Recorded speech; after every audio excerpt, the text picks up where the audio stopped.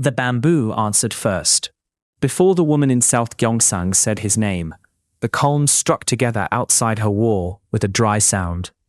She lowered the lamp, and her thumb trembled on the wick. Then she whispered, "Jeoseung Saja," and looked toward the shut paper door.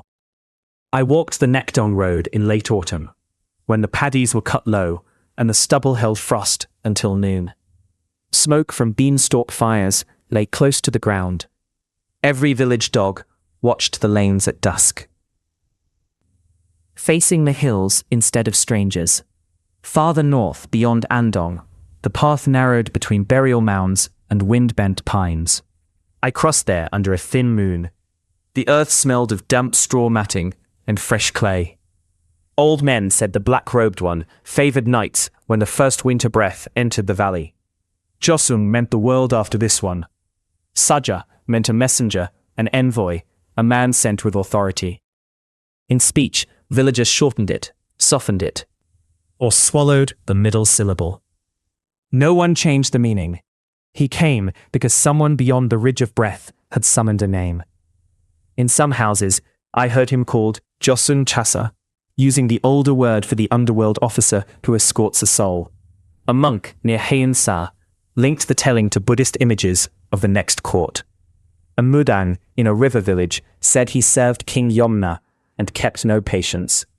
The clearest account came from a widow in Yecheon, who spoke of the year 1894, when soldiers and refugees moved along the roads and every house feared a knock after dark.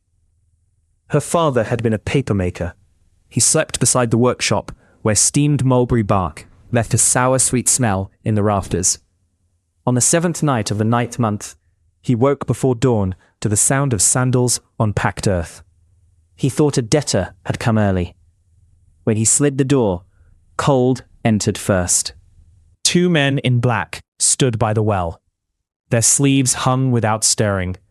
They wore hats like low, dark bowls, shadowing the upper face. Beneath the brim, skin showed white as rice paste. The widow remembered her father saying their eyes looked downward, as clerks do before reading names. One held a folded paper packet. No seal was visible in the moonlight. The father shut the door without a word and sat beside the hearth until morning, feeding pine splinters into the ash. By noon, his elder brother coughed blood into a basin and died before sunset. Afterward, the father slept with a lamp for 3 years. Wax and smoke darkened the beam above him. From many mouths, I heard the same signs. Dogs began with a throat-deep whining and backed from the gate. Oil lamps shortened their flame without wind. A room grew sharp with the smell of wet hemp, as if mourning clothes had been unfolded nearby. Some said the Jeoseung Saja appeared as one figure, some as a pair. Nearly all agreed on black robes, tall headgear, and an unhurried step. He did not rush. He waited at the yard, the bridge, the sick-room threshold. The silence around him felt pressed flat, like snow tamped under straw sandals. There were taboos. After sunset, no one called a gravely ill person by full name out into the yard. Mothers closed the gate before the evening meal. In a few hamlets, mirrors were turned toward the wall, and a child was forbidden to point at an empty corner. Where death lingered for days, families watched the roofline and eaves. If crows gathered there at night, or if a white moth struck the lamp glass again and again, an elder muttered that the road officers had arrived nearby. Untouched, beside the inner room, on Jeju, I heard a harsher version. The spirit came off the sea wind instead of the mountain road, and fishermen spoke of him as a tax collector from the dark court. His robes snapped in the gusts. A widow there told me salt crust remained on the floor after the body cooled. In Jola, some said he could be bargained with for a few breaths if the household shaman named a substitute offering and beat the drum before dawn. Others denied this with hard faces. They said black envoys from the next world had ears only for the destined name. A scholar outside Gyeongsang showed me a family note hidden inside a bamboo tube. In his grandfather's hand, the messenger had no visible face at all, only a hat, robes, and sleeves with darkness where features should be. The scholar spoke softly.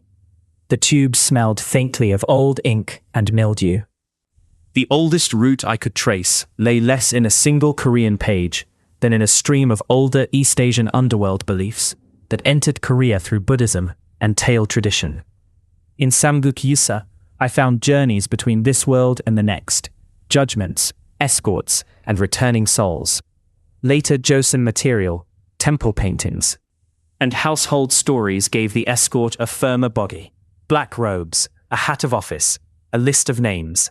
One monk in North Gyeongsang unrolled a worm-eaten register of memorial services and tapped the margin, where a note described a death preceded by dark officials. What the road taught me was plain. The Jeoseung Saja was rarely described with fury. Fear gathered around him because he arrived with order. He entered a house already thinning toward grief. In every village, the telling sharpened the threshold. Door lintel, gatepost, bedside mat, lampwick. I carried these words from paddies, temple kitchens, ferry landings, and winter rooms where the paper doors clicked in their frames. Some witnesses swore they had seen black sleeves at the gate. Some spoke only of signs. What name do you not speak after dark?